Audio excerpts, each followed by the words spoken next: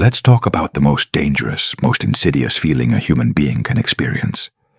It is a feeling so pervasive, so deeply woven into the fabric of our lives, that we often fail to even recognize it as a feeling at all. We mistake it for reality. It's not anger. Anger is a fire. It is a catalyst. It screams for action, for change, for justice. It is a sign that a boundary has been crossed, and it provides the fuel to rebuild it. It's not sadness. Sadness is a profound weight, a slowing down of the world that forces us to process loss, to heal, to integrate our experiences. It is the heart's way of honoring what was important. And it's not even fear. Fear is a compass, a primal electric guide that points directly to what we must confront, or to the edges of our own courage. It is a map to our own growth. No, the most dangerous feeling in the world is fine. The job that's fine. It pays the bills. The people are okay. The work isn't soul-crushing. It's just soul-numbing. It doesn't inspire you, but it doesn't offend you either. It's the beige wallpaper of your professional life. It's just fine. The relationship that's comfortable. You have a rhythm. You know what to expect. You don't argue much anymore, mostly because the deep, passionate conversations that could lead to arguments have long since faded. You coexist. It's fine. The state of your own life, your own health, your own mind. It's good enough. You wake up, you work, you consume, you sleep. You're not miserable. You're just not truly, vibrantly alive. It's the quiet, low-grade hum of a life on low battery mode. A life without sharp edges, without high stakes, and without the terrifying, exhilarating risk that reminds you that you have a pulse. If this sounds familiar, if you feel a strange sense of recognition in the hollow of your chest right now, a quiet echo in your own soul, then you need to hear this. Because that feeling isn't an accident. It's not a character flaw. It's not a sign that you're lazy or ungrateful or that you lack ambition. It is a sign that you are living out a program. A deeply embedded, expertly crafted piece of code that was installed in you, piece by piece, whisper by whisper, from the day you were born. You were conditioned to settle, and the conditioning was so brilliant, so subtle and so total, that now it just feels normal. It feels like maturity. It feels like responsibility. It feels like adulthood. Think back. No one ever sat you down and said, "Your dreams are too big. Please shrink them to a more manageable size." It was never that direct. It was a conspiracy of 1,000 gentle corrections, a lifetime of loving sabotage. It was in the well-meaning advice to be realistic, a phrase that sounds like wisdom, but often functions as a dream killer. It was in the praise you received for being sensible and mature, when you chose the safe, predictable option over the one that made your heart pound.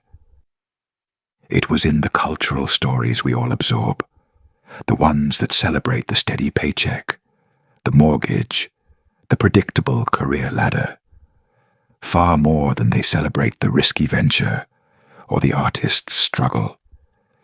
It was in the subtle, almost imperceptible shift in a parent's eyes when you talked about being an explorer versus being an engineer. They weren't trying to crush your spirit. They were terrified for you. In their hearts, they were trying to protect you from the pain of failure, from the sting of instability, from a world that can be harsh to those who stray from the path. So they built you a beautiful cage, a cage made of comfort, of security, of predictability. And they handed you the key, and on that key, they had lovingly inscribed the word responsibility. And you, wanting to be good, wanting to be safe, wanting to make them proud, you took that key and you locked the door yourself. And today, we are going to do more than just talk about it. We are going to conduct a deep psychological audit of your life. We will pull back the curtain on the precise mechanics of this conditioning. We will calculate the devastating hidden costs of living a life that is merely fine. And most importantly, I will give you a practical, step-by-step blueprint for starting a quiet rebellion to reclaim the life you were actually meant to live, not the one you were told to accept. So stay with me, because the feeling you call normal is about to be revealed as the most profound thief of your potential. So how did this happen?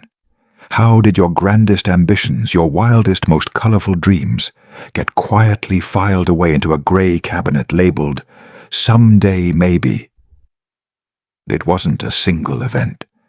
It was a system I call the Triangle of Tame.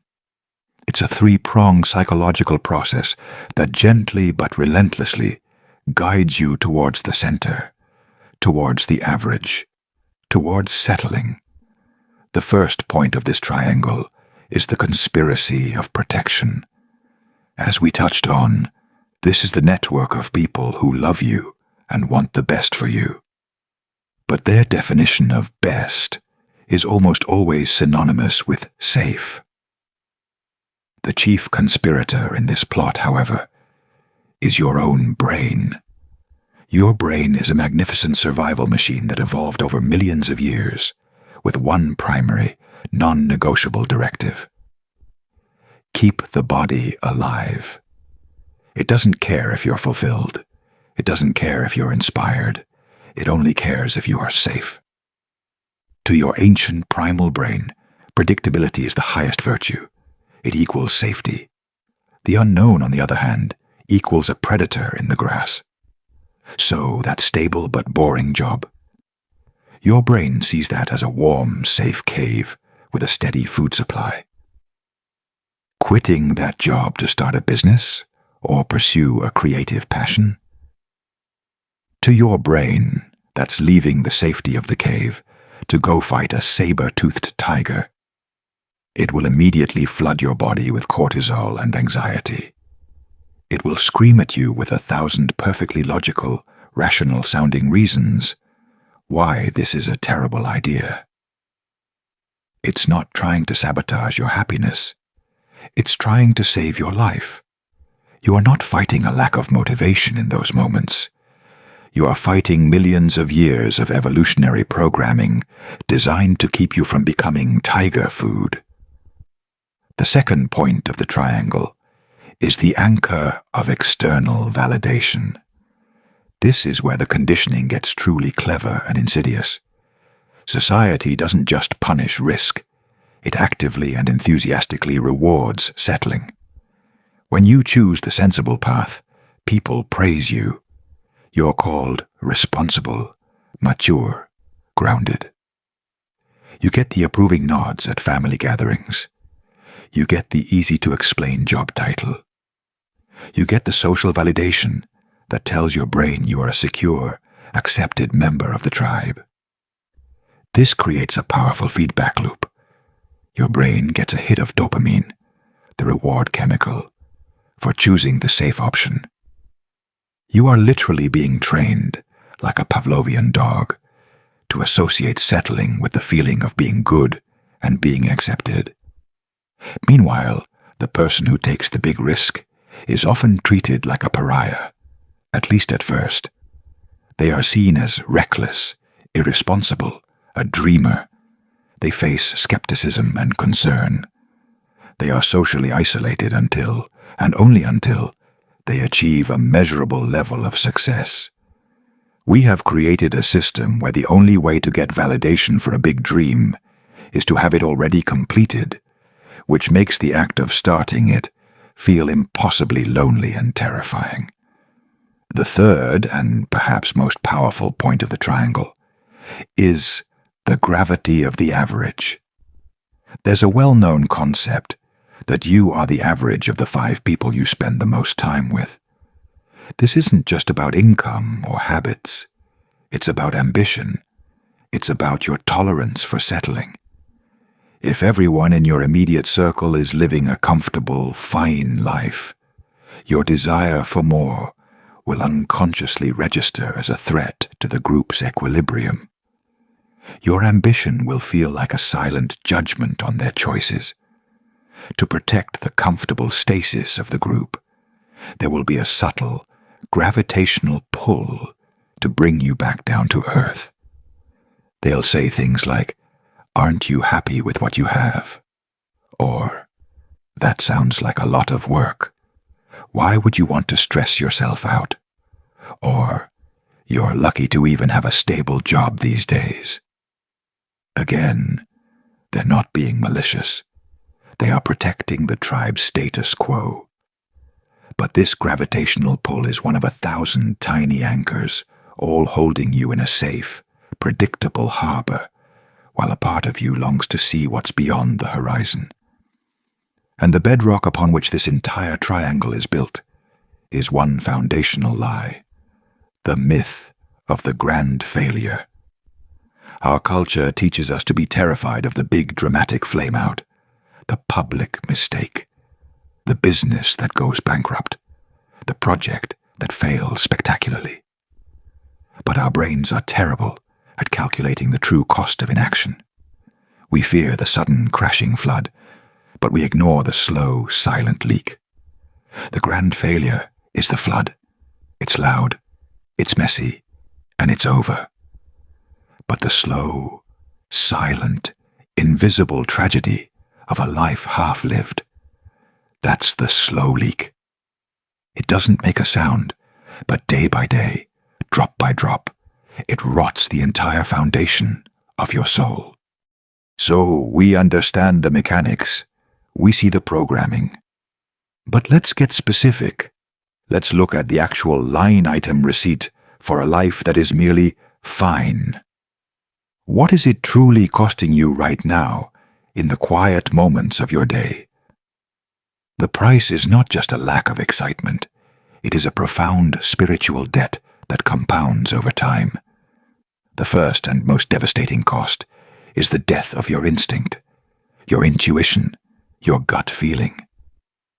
Every single time you feel that internal nudge, a desire to speak up in a meeting, to introduce yourself to a stranger, to start a small creative project, to question an assumption, and you override it with logic or realism or fear, you are severing a connection to your most authentic self.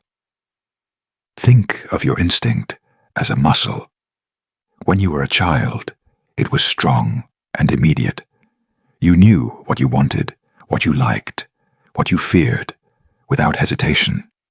But every time you settled, every time you said yes, when your gut screamed no, you allowed that muscle to atrophy.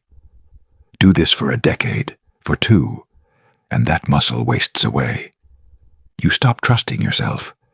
You need a dozen external opinions, 5 spreadsheets, and a pro and con list before you can make a simple decision.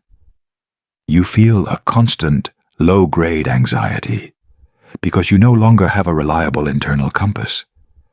You feel like a fraud, an imposter in your own life, because on a deep subconscious level, you know you're being guided by fear and external expectations, not by your own authentic core.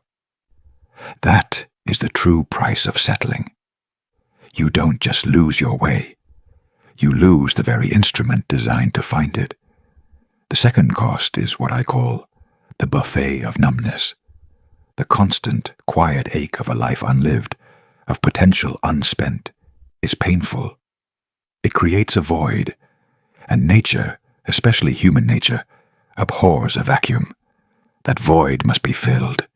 It needs an anesthetic, and our modern world offers an all-you-can-eat 24/7 buffet of high-grade, socially acceptable anesthetics. It's the endless, mindless scroll through other people's curated lives, a perfect distraction from the unedited reality of your own. It's the next episode that autoplays on your streaming service, silencing the dangerous, soul-searching questions that arise in the quiet moments after the credits roll. It's the obsessive focus on news cycles, politics, and celebrity drama, a way to feel the passion and outrage of high stakes without ever having to put your own skin in the game. It's the constant podcast in your ears, the relentless busyness that fills every blank space in your calendar, the second glass of wine to take the sharp edge off the evening. I want you to pay close attention to your habits this week. Ask yourself, am I engaging with this for genuine joy and relaxation or for escape? Am I relaxing or am I recovering? Because there is a vast difference. One recharges you for the life you want to live. The other simply makes the life you've settled for more tolerable. Finally, the third and most tragic cost is the spectator effect. When you stop being the main character in your own life story, you inevitably become an audience member in someone else's. You start living your life in the third person. You watch adventurers on YouTube scale mountains. You binge-watch shows about ambitious characters building empires. You follow the journeys of entrepreneurs on social media, feeling a vicarious thrill from their wins and losses. You become an expert critic, an educated observer, a passionate fan. You know all the terminology of success, of risk, of adventure, but you never take the field. You have traded the terrifying, unpredictable, and glorious thrill of being a player for the safe, predictable, and ultimately empty comfort of the cheap seats. You are watching a movie of your own life, and you've forgotten that you hold the script. And one day you risk waking up with the final credits rolling on a life you paid for with all of your time and all of your potential, only to realize you never dared to write a single meaningful scene for yourself. So how do we break this conditioning? How do we fight back against a lifetime of subtle programming and our own survival instincts? You don't do it with a single, grand, explosive gesture. That's what the movies tell you. But it's a recipe for failure, because it triggers every alarm bell in your nervous system and the brains of everyone around you. Instead, you start a quiet rebellion. It happens internally first. It is a series of small, deliberate, almost invisible acts of defiance against your own programming. It is a gentle but firm reclaiming of your own sovereignty. Here is your 4-step blueprint for that rebellion. The first step is to conduct a truth audit. You cannot change what you do not acknowledge. You must stop calling your dissatisfaction a bad mood, or stress, or just being tired. Call it what it is, a sacred signal. It is a messenger from the part of you that has not yet given up. For 1 week, I want you to take 10 minutes a day with a notebook and a pen. The physical act is important. And answer these 3 questions with unflinching honesty. First, what am I currently tolerating? In my job, my health, my relationships, my home. Make a list. Be specific. Second, what lie am I telling myself to make this tolerable? Lies like, it's not that bad, or now isn't the right time, or I'm too old, too young, too unqualified, or I'm just being ungrateful. Expose the story you tell yourself. Third, if fear and money were not factors, what is one small thing my gut, my instinct, is telling me to do? This audit isn't about creating a massive, overwhelming to-do list. It's about making the unconscious conscious. It's about finally telling yourself the truth without judgment. The second step is to recalibrate your no. Your habit of settling was built on a foundation of a million micro-yeses to things that drained your soul, violated your boundaries, and distracted you from your path. The rebellion begins with practicing the micro-no. Your mission is to say one small, low-stakes no this week. It could be no to the extra task at work that isn't your responsibility. No to the social event you're dreading. No to an opinion you don't share, even if it's easier to just nod along. It will feel deeply uncomfortable. Guilt will surface. That's the conditioning fighting back. Use a simple, polite, and firm script. Thank you for the offer, but I won't be able to make that work. Or I appreciate you asking, but I have to pass this time. No long apologetic explanation is needed. You do not owe anyone an excuse for protecting your energy. Each micro-no is a powerful declaration of independence. It's you telling your brain, my time, my energy, and my focus are valuable, and I am now the one in charge of them. The third step is to schedule the void.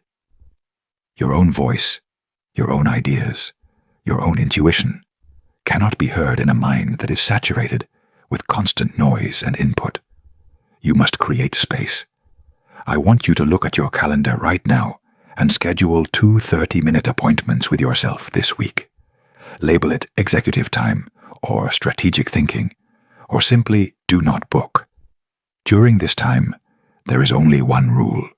No input, no phone, no TV, no podcasts, no books, no chores, no conversations.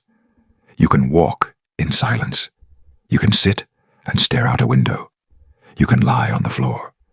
At first, it will be terrifying. Your mind will race. Your body will itch for a distraction. This is withdrawal from the drug of numbness. Sit with the discomfort. This void is not empty. It is fertile ground. This is where your own buried ideas, your own intuition, and your own authentic desires will finally have the oxygen to bubble to the surface and speak to you again. And finally, the most important and actionable step. Take one micro-risk. Settling is a habit of passivity. The antidote is intentional, deliberate action. A micro-risk is a small, concrete action that moves you 1 inch closer to a desire you identified in your truth audit. The physical stakes must be low, but the psychological statement must be high. It is a signal to yourself that you are now a person who acts on their own behalf. For example, if you want to be a writer, your micro-risk is not to write a book. It's to open a new document and write for 15 minutes. That's it. If you want to change careers, your micro-risk is not to quit your job. It's to spend 20 minutes watching a video about the skills you would need for the new field. If you want to be healthier, your micro-risk is not to sign up for a marathon. It's to put on your shoes and go for a 10-minute walk. Frame it as an experiment. Tell yourself, I'm just gathering data on whether I enjoy this. This removes the immense pressure of success or failure. This single small action is a powerful vote for a new identity. You are voting to become a person who acts, not just a person who thinks about acting.